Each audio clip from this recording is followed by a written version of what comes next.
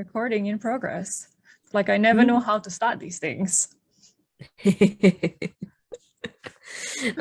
Well, I guess it's another high this month. Yes. I mean, it's the third one and we're still like at the start, but it's fine. It's fine. It's okay. It makes me think of, you haven't seen someone a very long time, and this is the first time you're seeing them again. That's true. And you just don't know where to start. But I feel like it'll get better as we go. I hope we get better. I mean, okay, it's not like we don't have anything to talk about. We have things to talk about. We have planned this basically since the last episode. But I guess because in the last episode, it kind of seemed like we have zero things in common.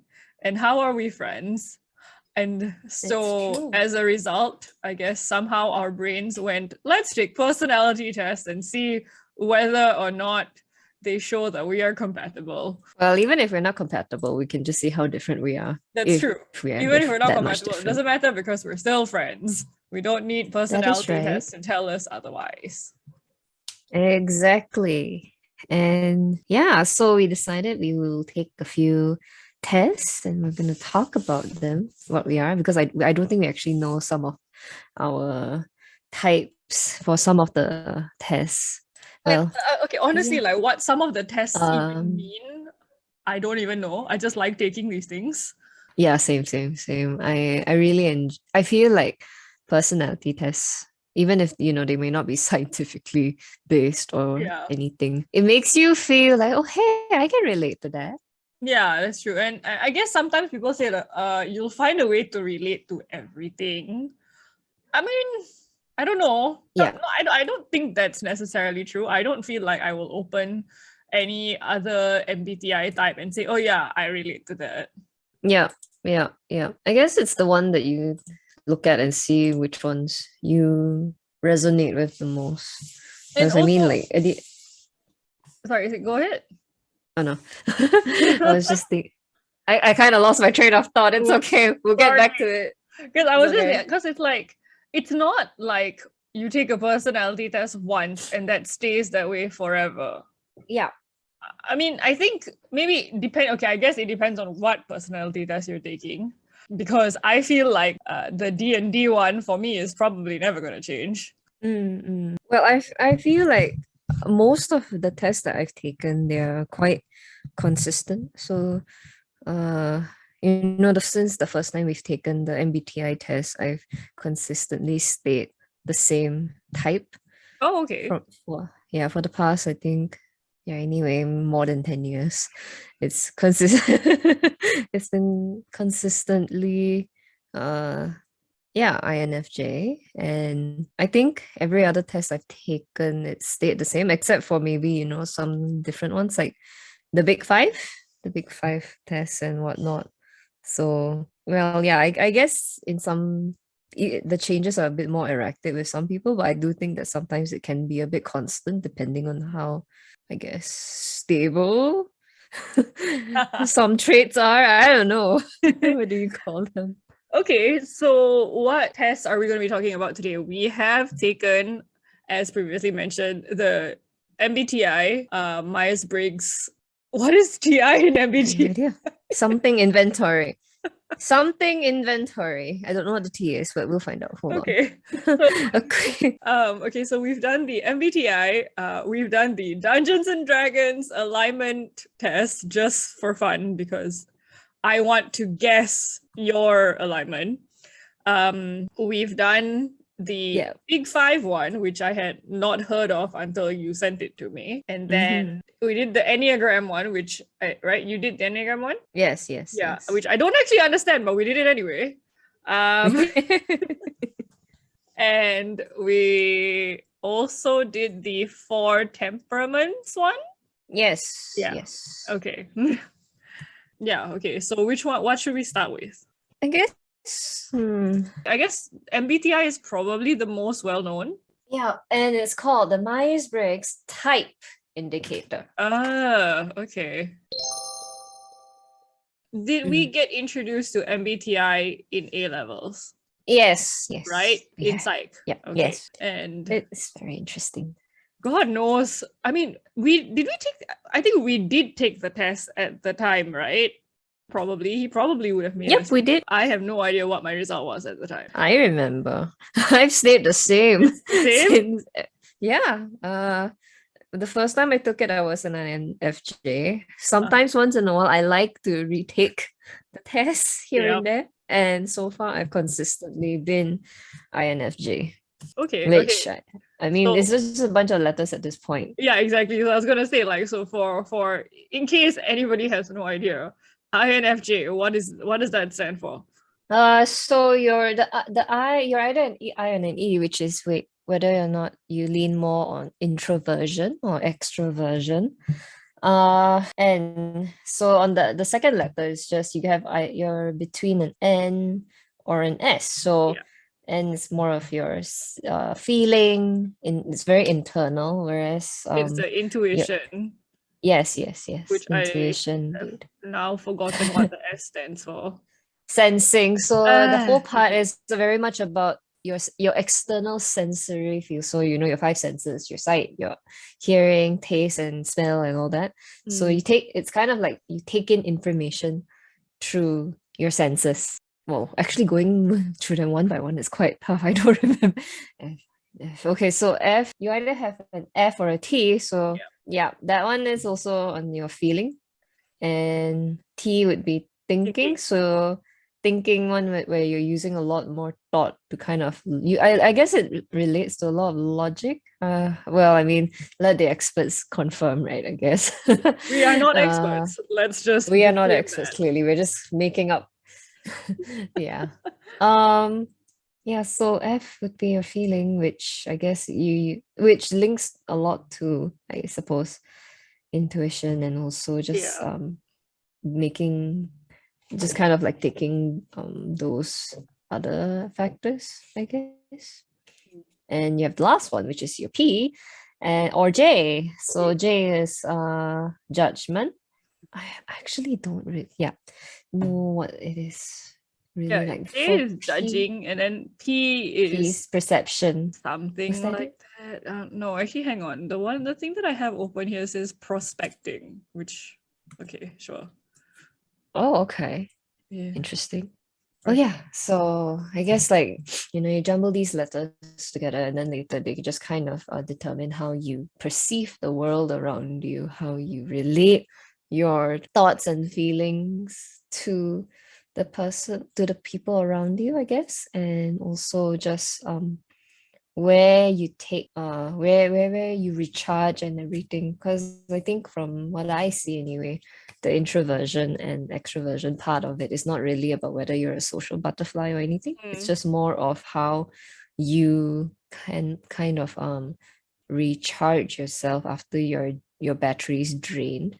So it's a lot of like, I guess, extroversion is you charge up by being around people, or you're in a livelier situation. That's not to say that introverts can't be around people. It's just more of like when you're depleted, that's the first thing. Like the first thing you do is you tend to spend more time inwards. So you have been an INFJ, introverted, intuitive, feeling, judgy person for at least the last 10 years. And from the last, okay, so you have no change. So would you agree with that though? I feel like I do. I think that I relate quite well to it. I mean, at least it seems like the shoe fits. The whole, I think it's very interesting, because I think one part of INFJ is you kind of read the room and everyone's emotions before you kind of make a decision on something,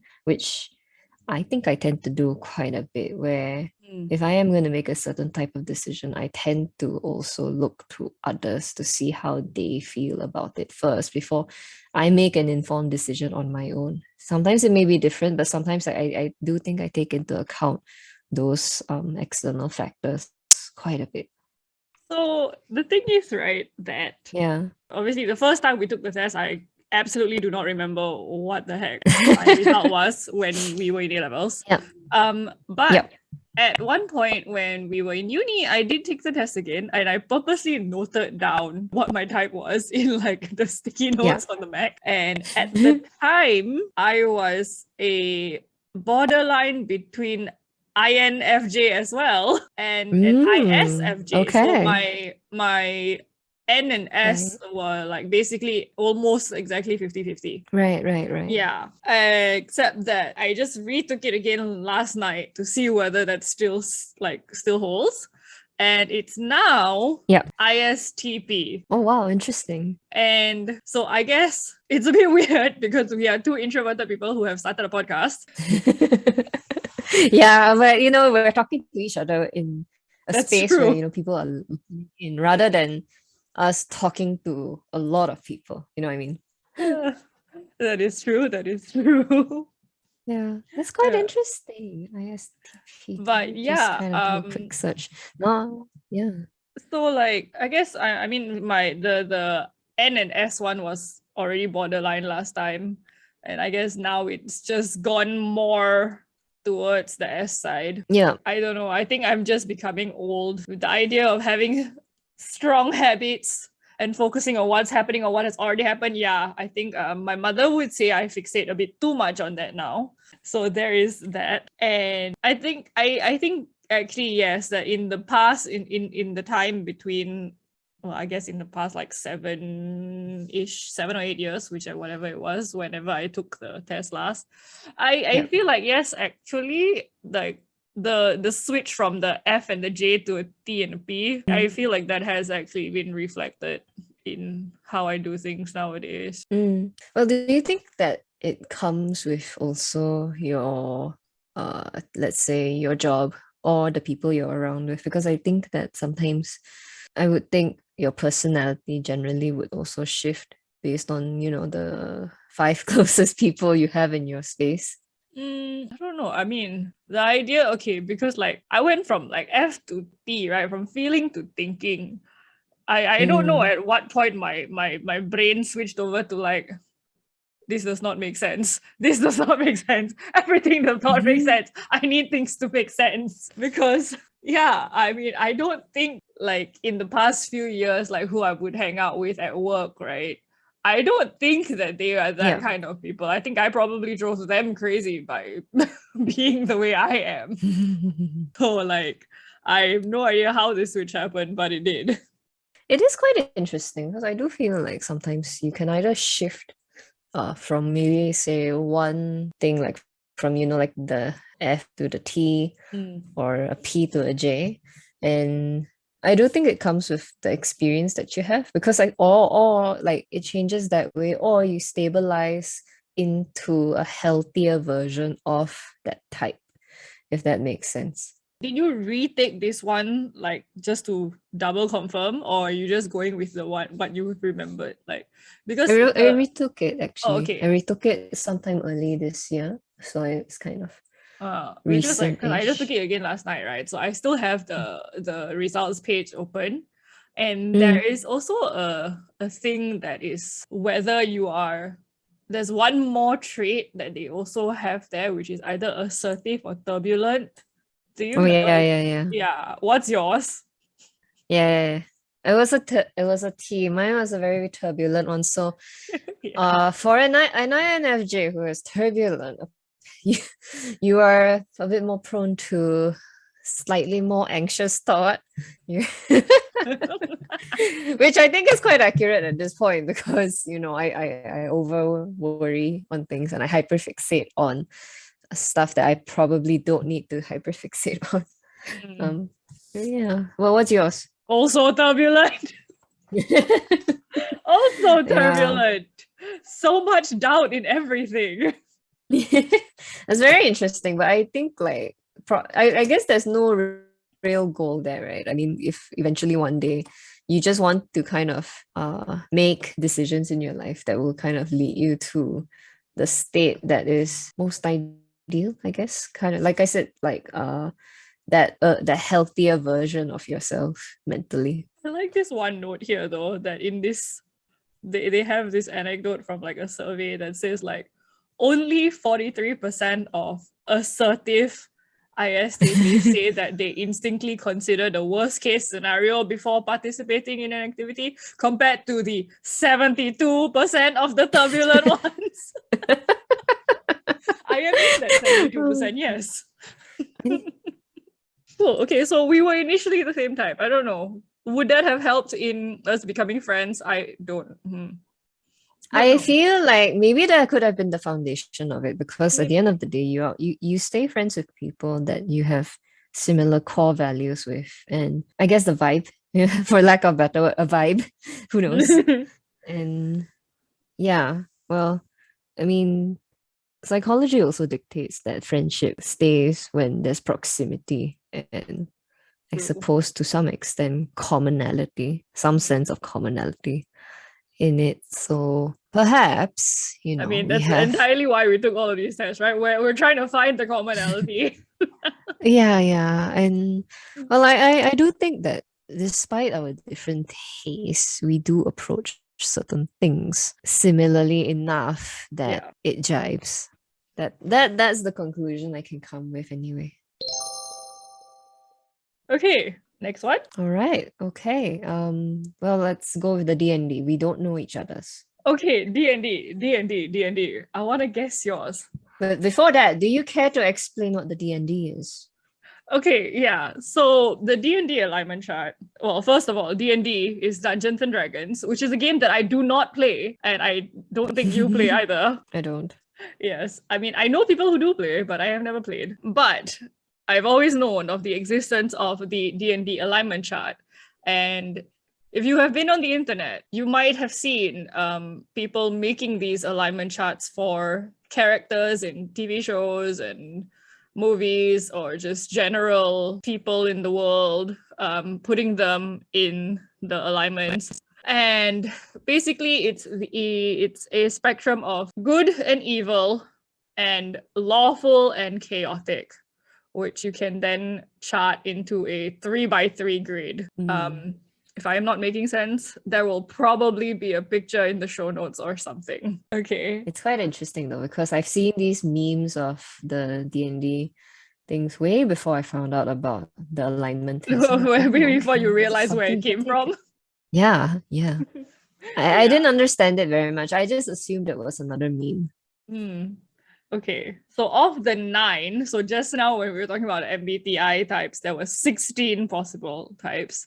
And so there are 9 for this, which we have lawful good, lawful neutral, lawful evil, true good, true neutral, true evil, chaotic good, chaotic neutral, chaotic evil. So what do I think you are? Oh man, I feel like I should have thought about this before we got started. I was supposed to think about this before we got started, and then I forgot and didn't have time. It's okay, we have plenty of time. That's true. Okay. I feel like you would be lawful neutral. Interesting. And why is that? I don't know. Like, I mean, so I guess the good question, why do I think you're lawful neutral of all things, right? Yeah. I feel like you're not gonna want to break the law, but you're also like, well, some things are just like, some things need to be evil. You know, like there's well, I guess if it has to be done, but let's do it in the most like not illegal way, I guess. I'm doing a horrible job of explaining this, but yeah. Okay. Let me just guess yours. Yeah, okay, then yeah. we Guess can mine. move on. All right. Well, I feel like you go on the chaotic neutral. Well, that's my first thought about it, because at least based on the amount of time we've known each other, I think that you tend to not take sides in a sense where you just kind of look at it from a very bird's eye view. Yep. And I guess in a way you are also, but I do think that sometimes maybe you I don't know what is this chaos about, but I'm just thinking of it in the sense of like you are not necessarily organizing your thoughts about the said situation as tidily as I don't know, like maybe a true neutral or a lawful one. I guess that's my thought. It's like, oh, it's so messy. Yeah, I guess we could talk about that. Like, yeah, why would I put you under lawful? I'm like, you are so not likely to be chaotic at all. That's basically the easy version. Yeah, you are like the least chaos. You're definitely not that. You are like the least chaos. So that was already completely out of the question. It's very interesting. All right. Okay. So I guess we can talk about our actual ones now. Okay. So you're saying that mine is chaotic neutral. Okay. You're close. Because chaotic neutral is actually my second highest right. thingy. It's actually true neutral. Oh, guess what? I'm a true neutral too. Okay, part of me also had a feeling that you might also be true neutral, actually. But like actually, it might be a bit unfair because my test here actually says that my lawful, neutral, and chaotic, right? They're all exactly the same color. Oh, they're balanced. Yeah. So it's balanced out everywhere, and only the neutral one it shows up the highest. So if I showed you my detailed results, my alignments are kind of, I am everything neutral. I am the least lawful evil. I will say that. Right. Okay. I'm the least evil. I am the least lawful evil. Okay, so true neutral. Do you agree with yourself being true neutral? I kind of feel like I don't really think of myself as having apathy or having a lack of conviction, but I guess like it's really hard to say. I kind of agree a bit more with your assessment of the lawful neutral, because I do get scared, because every time when I was doing the test, I was like, would I really do this? Not really. But you know, if I have to, will I? I don't know. Right. Maybe I'll just step back, that kind of thing. So I think it's a toss between the lawful neutral and the true neutral. Like that's how I see it anyway, because to me it's very difficult to say. I just don't know. Maybe because I don't understand the questions that much. I know some of the questions are just like, this is a bit weird, but okay, we're just gonna choose something. Yeah. That fits the best. The first question, your family elders are talking crap about you. How do you feel? How do you react? I'm like, I don't know. I don't care. But there's no option that says I don't care. Yeah, so you had to go with like the next best one. That's true. Yeah, I think next best one. What did I say? I can't remember. It's been a while since I took this test. I just screenshotted my results, and they've just been on my desktop since then. Yeah, it's crazy because like they ask you things like, oh, if someone gave you a lot of money, would you do this? I'm thinking, one of it I think was like, oh, would you run for public office? Yeah. Or something like that. I'm like, hell no. I said, what did I say? I said, well, if no one's gonna take the job, maybe I will. I don't want to have that much of stress. Maybe that's why I'm considered apathetic, like if no one does it, then I will. Yeah, I think I would probably agree more with the apathetic assessment of myself. I don't have a true commitment to being neutral. It's just most of the time I don't care. I guess for me, it's rather than I don't care so much. It's more of like I don't want to think about the consequences that come after. Oh, yeah, so for example, there's one, there was one question about how if you're gonna kill a king and you can get away with it, you're offered a lot of money, would you do it? Oh, I don't remember. I don't have no idea what I would have said. I did it this morning, so it's a bit fresh in my mind. And I was like, my first response is thinking, I kind of want to do it, but then I was thinking at the same time, realistically, this is not the sort of thing you get away with. It's treason. You're gonna die if you did that. I'm like, no, I don't think I will. I don't want the consequences. So that is okay. So far, I think we're relatively on track here. Yeah. Okay. So perhaps, we actually have a same result for something. Yeah. Okay. So I don't know. Shall we move on to the temperaments one? Sure, I think that's a good one. I mean, okay, so I guess it's fairly short. There's only 4 temperaments. Yeah.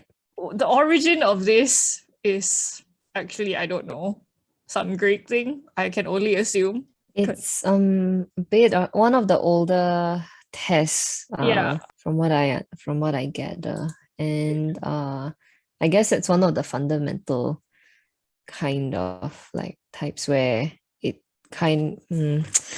I don't really know how to explain this, but it's just kind well, clearly it is not doing so well here. We are not doing very well in trying to explain these 4 temperaments.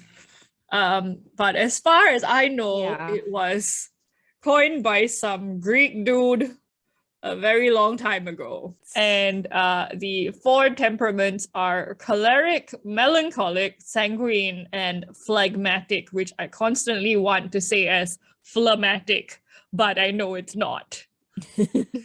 Okay, well, I mean, I think the way they looked at it back then was kind of like these 4 bodily fluids, which is why I called it the bodily fluid test. Yeah. That it like I guess what you have more of, I don't know, humorism and stuff, that it affects your personality traits and behavior that you have. So I guess that's why. So well, I guess what we can go with next is we could actually.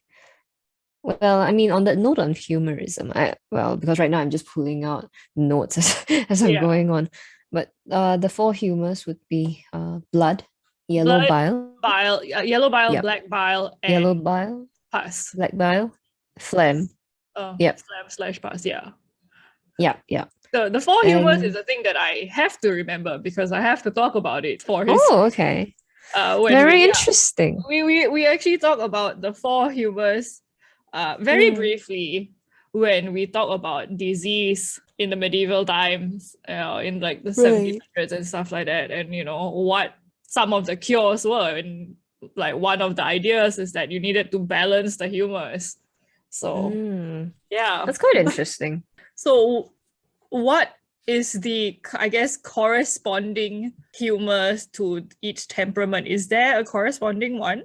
There is that theory where these 4 humors, they are just related to also the 4 elements. So the whole earth, fire, water, and air thing. Okay. So in that whole sense, so I think like the closest thing in terms of like Asian context would be your heaty foods or your cold foods. Oh, I'm so horrible at that. Yeah. And so like apparently they have these things where your warm foods will create more bile, while your cold foods will produce more phlegm, and I think that's kind of probably related to that. We don't really know.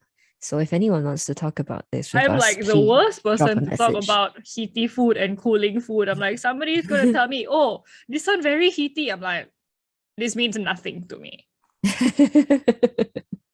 Okay. So, well, they do say that there is a bit of a correlation. Well, there's the whole theory of people with more with red blood are friendly, they joke and laugh and everything. So they're more, I guess, more, what's that word? Jovial? Yeah. And people with yellow bile, they tend to be bitter, short-tempered. I mean, it's bile. Yeah, it's quite interesting. So people with black bile are lazy, fearful, and apparently sickly, while those with phlegm tend to be a bit more low-spirited, forgetful, and whatnot. So I guess on that note of like the humors, I guess it's just a way to kind of relate to your general temperament line. That's why they go with that. Yeah. So okay, I guess on that note, I guess maybe you can let us know what your temperament is. Okay. So, I mean, the problem with this test or this concept or whatever you want to call it being coined so long ago is that it is very hard to find even a semi-official test, right? So last night, I did 3 different tests and got 3 different results. It's quite interesting because I think like the last time I took this test, I was the same again. So I think that I tend to be a bit consistent Yeah. with But I think notes, sometimes but it's also, it kind of just depends on what the questions are that they ask you. that's true. It's true, and You also how know? you're feeling in that moment. Yeah, that's the thing. So I mean, I took it again this just now before we got on the call, Yeah. and I got a repeat of one of the last night's results. So I'm gonna go with that. And that is that my temperament is phlegmatic. Oh, okay. Tell me more. Yes. Is yours different? Yes, mine is Okay. different. Okay, so apparently the phlegmatic temperament is fundamentally relaxed and quiet, ranging from warmly attentive to lazily sluggish, will wholeheartedly embrace. They tend to be And I agree with it. content with themselves, I suppose sometimes, and are kind, which again I suppose sometimes. They are accepting and affectionate. Okay, yes. They may be receptive and shy and often prefer stability to uncertainty and change. Definitely yes to do not wanting uncertainty and change. They're consistent, relaxed, calm, rational, curious, observant, which makes them good administrators. This one, I'm not so sure how relaxed I am or calm. I will agree with rational. And my favorite sentence of this, the last sentence, which is my favorite, they can also be passive aggressive. Which is a big yes. Well. Very okay. I think that's quite. I generally think it's quite accurate. I do think that you can be on two extremes of the warmth and the laziness. Which I guess in a way is like, the true neutral is coming out. Okay, consistency again as key. If I can be on both extremes, I guess that's balance, and then I just end up in the middle somewhere. Yeah. Phlegmatic is actually on my bottom of the list. Okay. I am melancholic. Oh my god, that's the bottom of my list. So we're on the opposite ends here. Yeah, so well, the melancholic temperament here, well, they say it's fundamentally introverted and thoughtful, very pondering and considerate, getting rather worried. Well, I think we've been talking a bit on how I tend to hyperfixate and worry on things. So it's quite accurate, I guess. Highly creative in poetry and art. Okay. Preoccupied with the tragedy and cruelty in the world. Yes. Perfectionism is one thing. Self-reliant, independent. Well, I mean, they did say one negative part of being melancholic is that they get so involved in what they're doing, they forget to think of others. Maybe. I'm not sure. But generally, I think it's quite accurate. That capability is inside you. I can see it being inside you. Not to say that you do it a lot or often, but I can see how that capability is inside, that potential is inside you. Yeah. I think I wouldn't put it past me. Okay, the order of mine from like highest to lowest is phlegmatic, choleric, sanguine, and then melancholic. Okay, so is yours choleric the opposite? No, so actually choleric is at my second. Oh, okay. So and second and third sanguine and phlegmatic are the same. They are the same bottom. Oh, okay. I mean, my melancholic and sanguine have like one difference between them.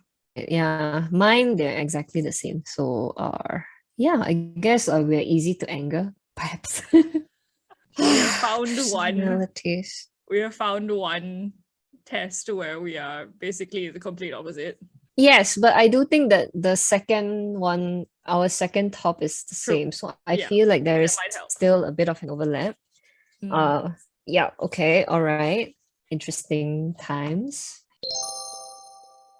Hang on. I think we have done how many personality tests have we done actually? I think we did 5. A lot. Okay. We did 5, unless you also want to count the Hogwarts house test just for fun. Well, yeah, I guess we could, because I think the Enneagram one is a bit of a mouthful to kind of explain.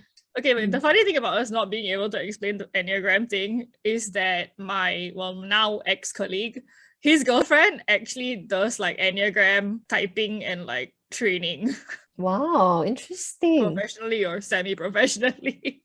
But she won't do it for Okay. friends. So I can't get her to do it for me. Is there a reason why she can't do it for friends? More like she won't. Oh, why? I still don't know. Oh well, I guess maybe it's a conflict of interest thing. Maybe it'd be too weird to like Perhaps. analyze your Oh. friend that much. But yeah. We can like I just know some people who quickly like go that. through the Enneagram one, because if you did the one from the links that I sent you, at least we've got some fictional characters that they give as examples. Yep, hang on. Let me just pull it back out. Yeah, I have mine on my phone because I just never closed the tab when I did it. I do. I'm the type of person where on my phone I will close my tabs. Do you want to guess how many tabs I have open on Safari on my phone? 2 digits. Yes. Okay. 30? 78. Oh, girl, that's a lot. I don't know why. I cannot stand it when like people have all the notification numbers, but here I am with 78 tabs open on Safari on my phone. Okay, so I am. Oh well. Do we want to start? Okay, so I guess briefly, or as much as we can even explain, because we are very noob at this, Enneagrams have 9 types in some geometric pattern that I do not understand. And they have like what they call wings, which are basically the types on either side of your number, which also, I guess, influences your personality type. Actually, Wikipedia has an interesting breakdown of like, oh, what is the fixation of your type and what is your holy idea and what does your type kind of fear, which is very organized and very easy to look at. But okay, let's go into this thing. I am a type 9. Okay. Which type 9. Yes, I'm type 9, which is apparently the peacemaker and mediator. Fictional characters of this type, apparently, include Amy Dorrit from Little Dorrit, but I don't know what that is. Jane Bennett from Pride and Prejudice, and Frodo Baggins. Wow, all right. Would I agree? I guess it's a very peacemaker. Peaceful. Yeah, exactly. Would I agree that I'm anyway like Jane Bennett? No. However, the thing that does stand out to me in looking at this result thingy about type 9s is the avoidance compulsion to avoid conflict and avoid self-assertion. That one is a big yes. Okay. Your vice is sloth, all right? Yeah, sounds about right. If we're going with the Wikipedia one, a basic fear is loss and separation. Yes. I'm like, basic fear, do not want to be alone forever. Thank you very much. Quite. Okay. Well, I mean, this is very interesting. I wouldn't have actually considered this because I don't think you're someone who is afraid to disagree with people. You know what I mean? And like, I guess it depends on the intensity of the conflict. Yeah. Because I don't think you, at least as long as we've known each other, I don't think you've ever been shy about disagreeing with a person. So perhaps it's also on that sense of trust, maybe in you having with the people I think if it's people you. that I'm familiar with and all of that, I can disagree. Or let's be real, if it's somebody that I don't like, then it's very easy to disagree. But if it's like, to I guess assert myself, I would rather not. Okay. Basically, in terms of taking a stand and picking a side, you would rather just kind of so then stay out of it. I guess comes back to the true neutral of it all. I'm like, I don't want to say anything. Yeah, okay. Cool. Very interesting. So this is quite fun because this is the first personality test that I've taken that has always changed as depending on how often I do it. Yeah, so I used to be, at least before this, before retaking the test, I was a type 4. Okay. Yeah, the type 4 Ego type of fixation, personality melancholy where that they follows your thing. yeah, I mean, like I kind of agree with it in the whole feeling of wanting to be seen as this unique individual. Well, yeah, but I took the same test as you this morning, and I am a type 8 Okay. now, I guess. So I have no idea who these people are. The character types that Tommy Shelby from Peaky Blinders, Michael Corleone, I don't know, Oh, from The Godfather. Godfather. Yes, I have not seen The Godfather. I've also not seen The Godfather, but I have a vague idea of who he is. Okay, I have no idea what he's like. And I mean, he is the Godfather. Or he's one of the sons. I think. Yeah, and okay. I don't know. I know they always make references to The Godfather, but I just don't understand it. I know, same. The most reference to The Godfather that I have gotten is basically the shrews in Zootopia. Which I also don't remember. You know, like the oh wait the rodents. Yeah, the rodents. Yes. Yeah. Right. Okay. That's essentially The Godfather. But cute. Yeah. Okay, but anyway, yes. One more. What's that? Catherine Pierce from Vampire Diaries. I also don't know what she's like, so I actually don't have a sense of what this type is, apart from whatever they're writing, in the description here. Okay. Yeah. So maybe I would say that perhaps now I don't know about the whole thing of it, but I guess truth, justice seem to be okay. But okay, I mean, I've just looked up the characters for type 4, which you said that you were last time. Yeah. So type 4, Belle from Beauty and the Beast, Eponine from Les Mis, and Dracula from Dracula. Yeah, I have to say I do relate more to the type 4. Yeah. Type 8 is just a bit, I'm a bit, I can see that in me in the workplace, but in my real self, I'm not sure.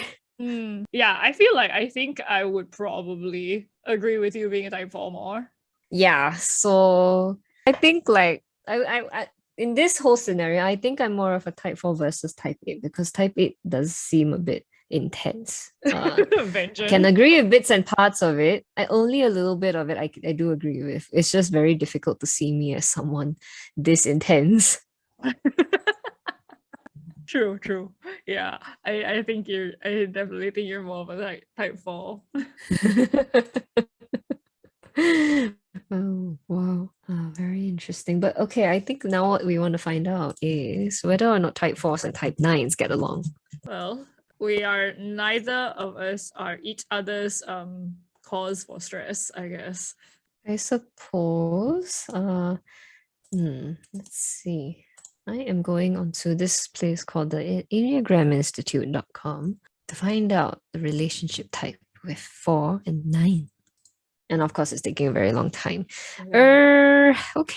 These things are evil. Enneagram 4s and 9s are both withdrawn and private, sensitive to the feelings and needs of the other, and empathetic to the suffering of others. Okay. I guess that's why we're friends. Perhaps. Although the interesting thing here is the biggest area of conflict between 4s and 9s is that each tends to react differently as stress increases. 4s become more emotionally volatile and demanding, while 9s become more disengaged and impossible to get through to. And shut down. Yeah, I agree with this.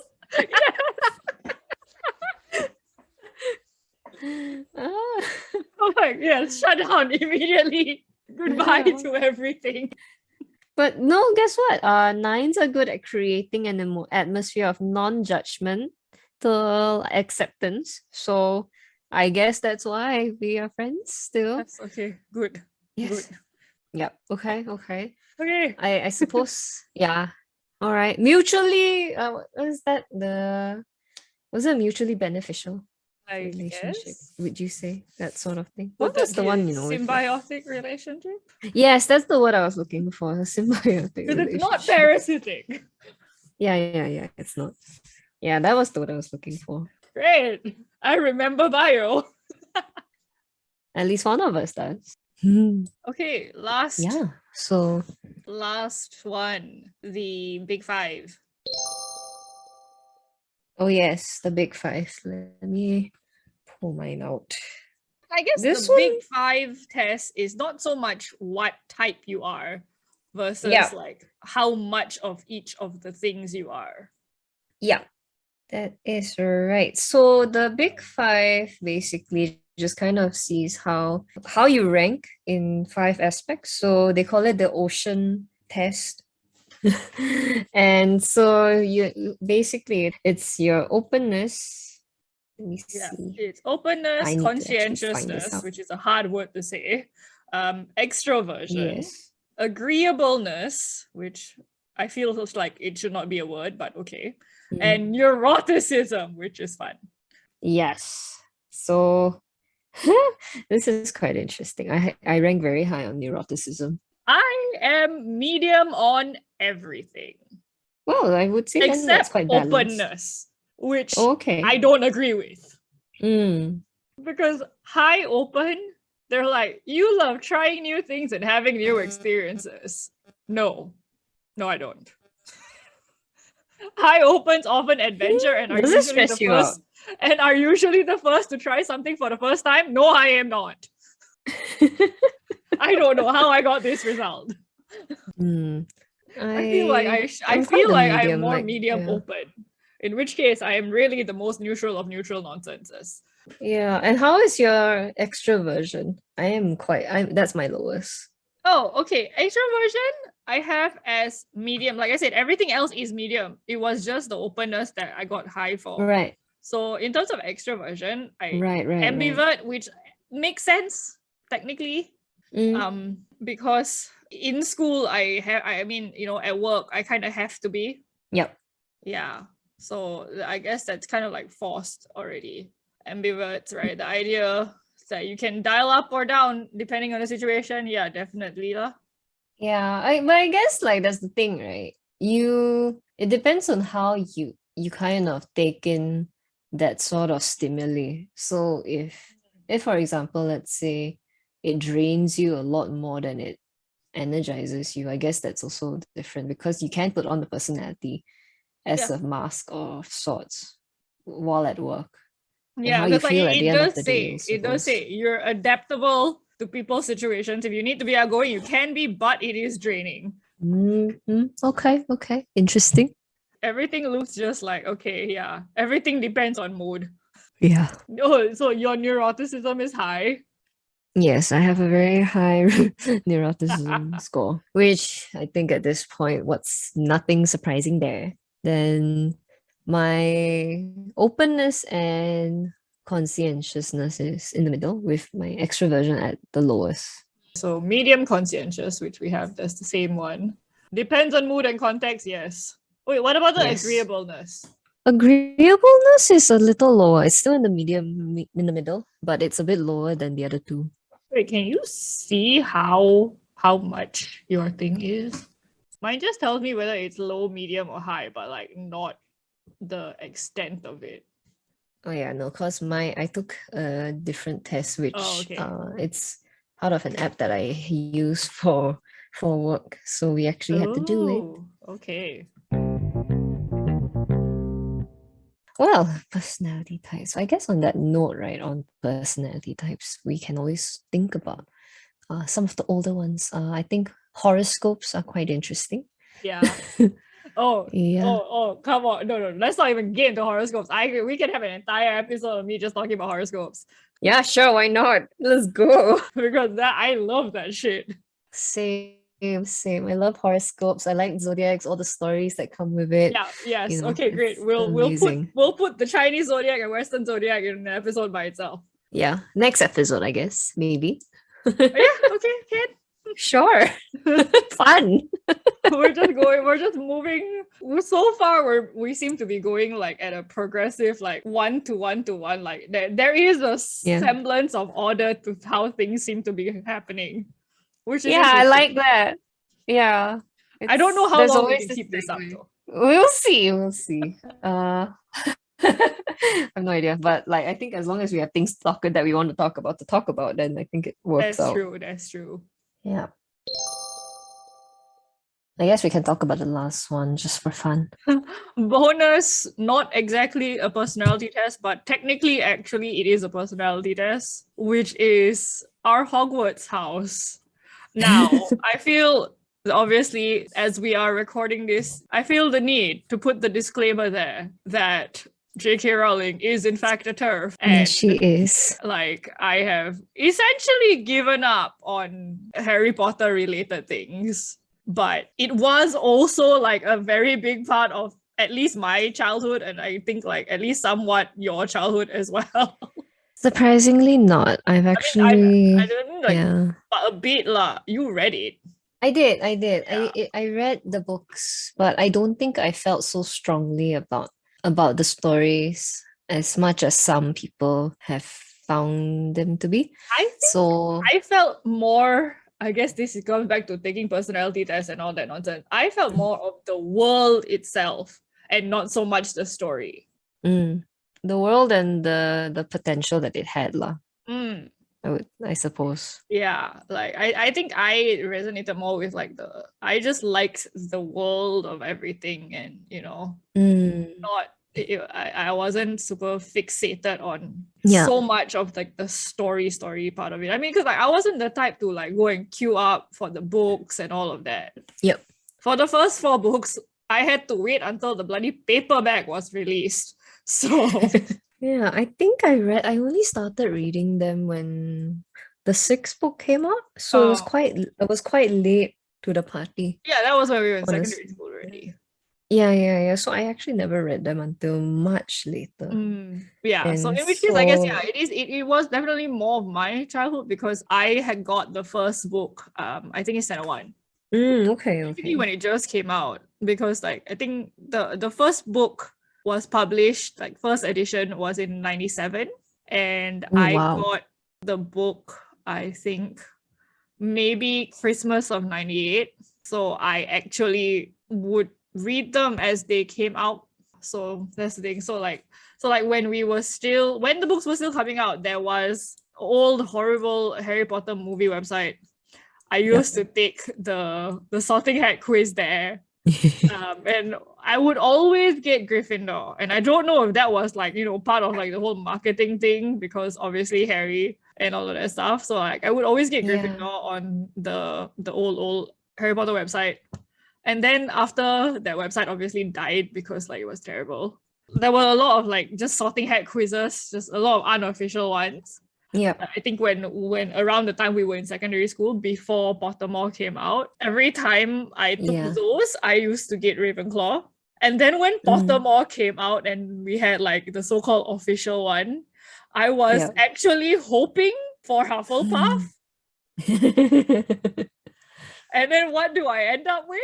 Slytherin. Honestly, I think that's quite, in some ways, quite apt, I guess, because like how they always talk about Slytherins being cunning, ambitious, and you like I see them as a bit of like a strategist of sorts. So you have to be very clever to be in Slytherin.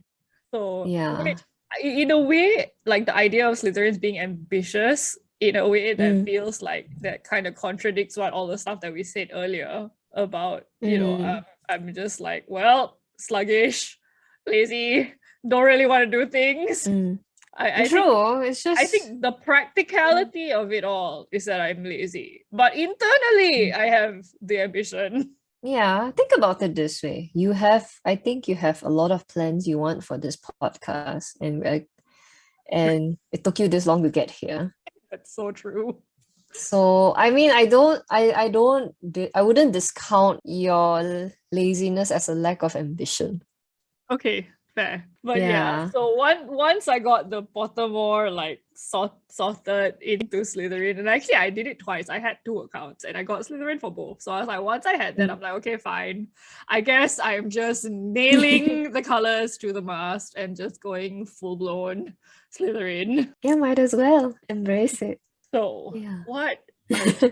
I never took any sorting hat quiz until Pottermore, and I think my experience with Pottermore was quite a bit disappointing because I think that the way I answered the questions had been so balanced that I was apparently a choice between all 4 houses. Oh my god! And so you were like the worst hat stall to hat stall. Yeah, so I had one question. Apparently, I thought everyone got that question, but no, apparently not. No, the questions are not for everyone.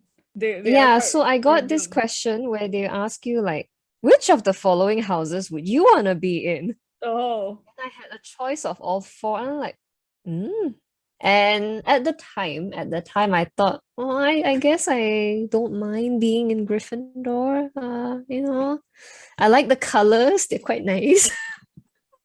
Okay, actually, you know what? Now I'm just remembering the drawing that you did of us all last time. Yes. Now I remember. Yeah, so yeah, that was that. So and I always felt like I feel like I've been a bit cheated, like why do I have to choose? I don't want to choose. I want someone else to choose for me. and so I like you, I took another round. I made another account at the time and I tried to test again. And at that time, then after that, I got Ravenclaw. And ever since then, I don't think I took another test, except maybe recently with my colleagues at work. We just took it for fun. Yeah. And we took a very unofficial one. I think they plucked it out of the old Pottermore sites. So, and I am still Ravenclaw, I guess. Okay. So yeah, I maybe mean, it's consistent. I think I can definitely see the Ravenclaw because of I think part of that is the artistic side, I suppose. Yeah, and the literature side. that I think that's where I can see the Ravenclaw thing come in. I quite agree, and I also think that I have a bit of a snobby side to me, and I do think that Ravenclaws can be snobby. So perhaps that's where intellectually snobby. Yeah, true. Perhaps, yeah. I do think I'm a bit snobby sometimes when it comes to certain things, but I'm working on it. Just put it out there. I'm working on my snobbiness, my snobbishness. I mean, I can't say that like I'm working on not being evil because that's a common misconception. Yeah. That all Slytherins are evil. I mean, that honestly, don't you think it's just because J.K. Rowling wanted to create a group of people who were considered evil? But if you think about it, I think Merlin was allegedly. I mean, in the books, I think they said that Merlin was also a Slytherin. So like, I don't mind being associated. Yeah, and I think it just so happened that Gryffindor was that main character house. But if you look at it, I guess objectively from a bit like a step back, you don't really. If anything, I do feel that Gryffindors might be a bit more of the asshole-ish characters, jocks, big bullies, basically just messing around with people who are minding their own business. Yeah, so I mean, at the end of the day, I do think that maybe J.K. Rowling just wrote something to kind of self-indulge, which writer doesn't? Exactly, that's true. And so now that I think that when I'm older, I do see the sympathetic side of the Slytherins.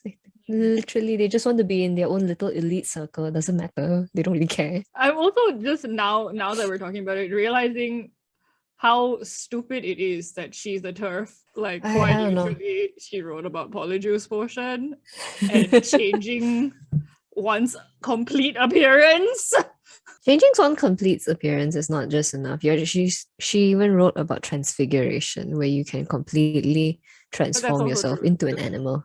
Yeah. Yeah. Like, change. You can write about being a bloody animagus, but you can't like accept that people are gonna change like in real life, bro. Yeah. Well. Okay, yeah, let's not dwell there's on nothing that. much to Let's not say. dwell on Yeah. that. There's nothing much to say about that anymore. I She's, know. I guess in what new terms, cancel. I mean, yeah, basically. Okay, so wow, I have no Okay. idea how long this episode will have ended up being because we've had to start and stop the recording 3 times because I am not on a unlimited Zoom plan. So I guess on that note, so because we sort of already alluded to it, I guess we're gonna talk about horoscopes in the next episode. Well, probably. Yes. Which will be fun. I will go and dig up. Actually, I don't think you need to dig it up. I know exactly where it is. My father's old book of Chinese horoscopes, which for very many years I had stolen and kept in my room. Oh, okay, sneaky. Yeah. All right. I think we can, in the next episode, our listeners will hear us explore a bit more on why are we still friends? Why? I mean, I think we kind of know why at this point. We know why we've realized that, okay, it's not completely out of the question that we are friends based on some of the personality tests that we've taken today.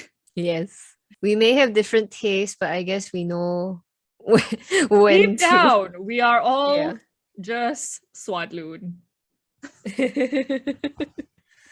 That's right. Oh well. Actually, I say that. Okay. Do you have any idea what I mean by that?